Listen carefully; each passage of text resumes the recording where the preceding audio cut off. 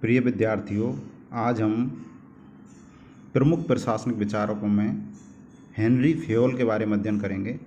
Henry Fayol का जन्म कहाँ हुआ था, किस कंपनी में उन्होंने कार्य किया था और कौन कौन से सिद्धांत उन्होंने दिए थे, इसके बारे में आज हम अध्ययन करेंगे। हेनरी फेयोल का जन्म फ्रांस के एक मध्यम वर्ग के परिवार में सन 1841 में हुआ। उन्होंने अपने कैरियर का आरंभ एक अभियंता के रूप में सन 1860 में ऐसे कैमेंड्री फोरसाम्ब्लो खनन कंपनी से किया और दिसंबर 1925 में मृत्यु तक कंपनी से जुड़े रहे। फेयोल ने अपने कार्यकाल में कंपनी को दिवालियेपन की स्थिति से उठाकर प्रचुर वित्तीय सफलता दिलाई, जिसका कारण उन्होंने उस प्रबंध व्यवस्था को बताया जो उन्होंने बहुत अध्ययन, मनन और कल्पना के साथ विकसित की थी। सन 1916 में हेनरी फेयोल की फ्रांसीसी भाषा में प्रकाशित और 1929 में अंग्रेजी भाषा में अनुवादित सामान्य और औद्योगिक प्रशासन नामक पुस्तिका से सर्वाधिक ख्याति प्राप्त हुई। इससे प्रबंध और प्रशासन में उत्पन्न हुए नवीन चिंतन को फेयोलवाद कहा गया। फेयोल के काल में औद्योगिक एवं व्यावसायिक संस्थानों के प्रबंध एवं संचालन तथा लोक प्रशासन की सरकारी गतिविधियों के संचालन के मध्य अंतर करने का भ्रम व्याप्त था। फेयोल ने इस अंतर को गलत और भ्रामक बताया। उन्होंने प्रबंध और प्रशासन के मध्य समानता को स्पष्ट करने के लिए कहा कि अब हम विभिन्न प्रशासनिक विज्ञानों से सामना नहीं कर रहे हैं, बल्कि केवल एक ही से जो समान रूप से लोक तथा निजी मामलों में भी प्रयुक्त किया जा सकता है। फेयोल ने प्रशासन को सार्वभौमिक कार्य बताया। फेयोल ने संस्थानों को उद्देश्य के अनुसार विभाजित कर प्रशासन का अध्ययन करने की प्रवृत्ति को अतार्किक बताया। फेयोल ने कहा, सभी औद्योगिक, व्यावसायिक, राजनीतिक, धार्मिक व अन्य बड़े या छोटे संस्थानों के कार्यों के सुचारू संचालन में प्रशासन महत्वपूर्ण भूमिका निभाता है। फेयोल के प्रबंध के विकास में योगदान का निम्न 3 शीर्षकों के अंतर्गत अध्ययन किया जा सकता है।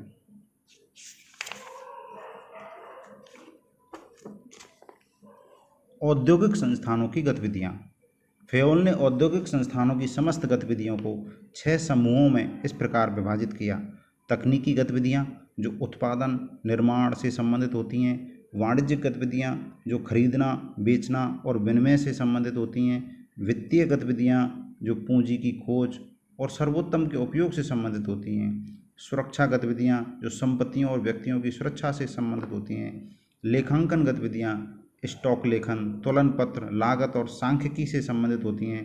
प्रबंधकीय गतिविधियाँ योजना, संगठन, आदेश, समन्वय और नियंत्रण से संबंधित होती हैं। दूसरे प्रकार की जो फेयोल की जो देन है, जो योगदान है फेयोल का, वो है प्रशासनिक गतिविधियों के तत्व। फेयोल ने प्रबंधकीय गतिविधियों को सर्वाधिक महत्वपूर्ण माना और इन गतिविधियों के अंतर्गत 5 कार्य बताए। ये कार्य प्रशासन के 5 तत्व हैं। योजना भविष्य में किए जाने वाले कार्य की रूपरेखा बनाना है। फेयोल के अनुसार व्यवहारिक योजना बनाने के लिए अनुभव का प्रयोग किया जाता है। उन्होंने एकता, निरंतरता, लचीलापन और सुस्पष्टता को अच्छी योजना के गुण बताया। संगठन। फेयोल के अनुसार कार्य करने के लिए आवश्यक सभी वस्तुओं को उपलब्ध कराना ही किसी संस्था का संगठन करना है। फेयोल ने आवश्यकताओं को 2 वर्गों में बांटा। पहला वर्ग भौतिक संसाधन, जिसमें कच्चा माल, औजार और पूंजी।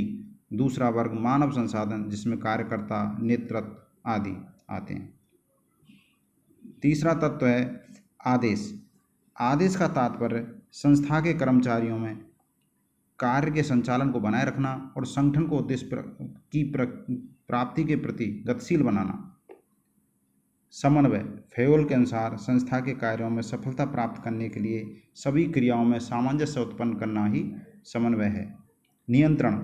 संगठन में किए जा रहे कार्यों का संगठन के लिए स्वीकृत योजनाओं, जारी निर्देशों व निर्धारित सिद्धांतों के अनुसार मूल्यांकन करना ही नियंत्रण है। इसके अंतर्गत कमजोरियों और गलतियों में सुधार किया जाता है और इनकी पुनरावृत्ति रोकी जाती है। फेयोल का मानना है कि प्रबंधकों में भौतिक, मानसिक, शिष्टाचार, सामान्य शिक्षा, विशिष्ट ज्ञान और अनुभव संपदा जैसे 6 गुण होने चाहिए। प्रशासन के सिद्धांत। जो अगला योगदान है हेनरी फेयोल का वो है प्रशासन के सिद्धांत। फेयोल के अनुसार प्रशासन को ताकतवर बनाने और उसके कुशल संचालन के लिए सिद्धांतों की आवश्यकता होती है। इसके लिए उन्होंने प्रशासन के 14 सिद्धांतों का निर्माण किया है। फेयोल के अनुसार इन सिद्धांतों को जड़ या लोचहीन नहीं मानना चाहिए। प्रबंधकों को अपने विवेक, कौशल और अनुभव से विभिन्न संगठनों में आवश्यकता अनुसार सिद्धांतों को समायोजित कर प्रयोग में लेना चाहिए। फेयोल के सिद्धांत इस प्रकार हैं। कार्य विभाजन। संगठन के कर्मचारियों के मध्य कार्य का विभाजन किया जाना चाहिए। इससे कर्मचारी अपने निर्धारित कार्य में विशिष्टता प्राप्त कर सकेगा।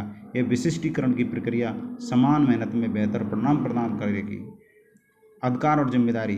फेयोल के अनुसार अधिकार और जिम्मेदारी साथ साथ चलते हैं। एक पद की निर्धारित जिम्मेदारियों को पूर्ण करने के लिए पर्याप्त अधिकार प्रदान किए जाने चाहिए। अनुशासन। फेयोल ने अनुशासन को संस्था और कर्मचारियों के मध्य स्थापित स्थायी समझौते के प्रति दोनों पक्षों का सम्मानपूर्ण व्यवहार बताया है। यह संस्था व कर्मचारियों के आपसी संबंधों को प्रदर्शित करता है। अच्छा अनुशासन संस्था के कुशल संचालन एवं प्रगति का सूचक है। आदेश की एकता। किसी भी कार्य के लिए एक कर्मचारी को एक ही अधिकारी से आदेश मिलना चाहिए। निर्देश की एकता। एक उद्देश्य वाली क्रियाओं के एक समूह का संचालन एक ही व्यक्ति द्वारा किया जाना चाहिए। फेयोल ने निर्देश की एकता के अभाव वाली संस्थाओं को 2 सिर वाले राक्षसी शरीर के समान बताया जो कठिनाई से जीवित रह पाता है। व्यक्तिगत हितों का सामान्य हितों के अधीन होना। फेयोल के अनुसार कर्मचारियों के हितों के स्थान पर संस्था के हितों पर अधिक ध्यान दिया जाना चाहिए। उनकी मान्यता है कि सबके हित व कल्याण को ही सर्वाधिक प्राथमिकता दी जानी चाहिए। कर्मचारियों का पारिश्रमिक। कर्मचारियों को उनकी सेवा के बदले दिया जाने वाला पारिश्रमिक न्याय संगत व कर्मचारियों और संस्था दोनों को संतोष देने वाला होना चाहिए। फेयोल के अनुसार पारिश्रमिक संस्था की प्रगति पर गहरा प्रभाव डालता है। केंद्रीकरण। फेयोल के अनुसार वह कार्य जिसमें अधीनस्थों की भूमिका का अधिक महत्व होता है विकेंद्रीकरण कहलाता है तथा जिस कार्य से अधीनस्थों का महत्व कम होता है केंद्रीकरण कहलाता है। फेयोल ने केंद्रीकरण को शीर्ष प्रबंधक, मातहत और व्यापारिक दशाओं पर निर्भर बताया है। पद सोपान। फेयोल के अनुसार संस्था में उच्च पद से लेकर निम्न पद तक फैली हुई अधिकारियों की श्रृंखला को पद सोपान बताया है। व्यवस्था। फेयोल के अनुसार संस्था की मूल संरचना के निर्माण के पश्चात प्रत्येक कर्मचारी व वस्तु के लिए एक उपयुक्त स्थान तलाश कर निश्चित करना चाहिए ताकि कर्मचारियों व वस्तुओं की क्षमता का सर्वाधिक उपयोग संभव हो सके। समानता। फेयोल का मानना है कि प्रबंधक को प्रत्येक स्तर पर समानता की भावना उत्पन्न करनी चाहिए। कर्मचारियों को कर्तव्य के प्रति ईमानदार और वफादार बनाने के लिए कार्मिकों एवं मालिकों के मध्य न्याय एवं सहानुभूति पर आधारित समानता होनी चाहिए। कार्मिकों के कार्यकाल का स्थायित्व। फेयोल के अनुसार कर्मचारियों के कार्यकाल के स्थायी होने से वे नए कार्यों को कुशलतापूर्वक सीखकर भली प्रकार कार्य निष्पादन कर पाएंगे। अतः कर्मचारियों की बर्खास्तगी या स्थानांतरण कम से कम हों ऐसी परिस्थितियां उत्पन्न की जानी चाहिए। पहल। नवीन योजनाओं के लिए सोच विचार करना तथा उनका क्रियान्वयन करने की शक्ति फेयोल के अनुसार पहल करना है। उन्होंने इसे व्यवसाय की शक्ति का महत्वपूर्ण स्रोत बताया है। एकता की भावना। फेयोल ने किसी संगठन की शक्ति का सबसे बड़ा स्रोत उसके कर्मचारियों के मध्य व्याप्त एकता की भावना को बताया है। इन 14 सिद्धांतों के अलावा फेयोल ने एक गैंग प्लैंक का सिद्धांत भी दिया जो पद सोपान संरचना के दोषों को दूर करने का एक तरीका है।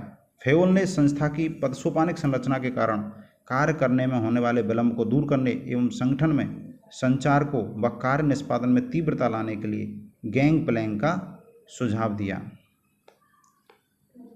नीचे इसमें एक चित्र दिया हुआ है।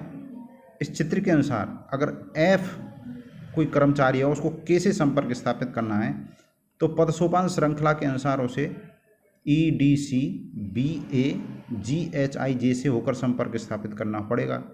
इस संपर्क को आसान बनाने के लिए फेयोल कहते हैं कि समान स्तर पर F और K को गैंग प्लैंक बनाकर सीधा संपर्क स्थापित करना चाहिए, लेकिन इस संपर्क को ऊपर के अधिकारियों यहाँ पर E और J से स्वीकृति प्राप्त होनी चाहिए।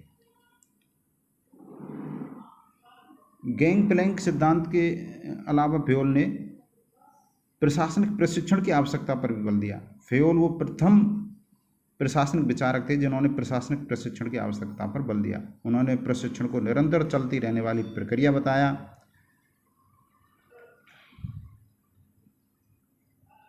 फेयोल के विचारों का मूल्यांकन। फेयोल के जो विचार हैं वो आज भी प्रासंगिक हैं, क्योंकि वर्तमान में लोक प्रशासन राष्ट्र का सेवक ही नहीं, राष्ट्र का रक्षक व राष्ट्रीय एकता का सूत्रधार भी है और राष्ट्र को प्रगति के पथ पर ले जाने वाला एक वाहक भी है, उसका संचालन करता भी है।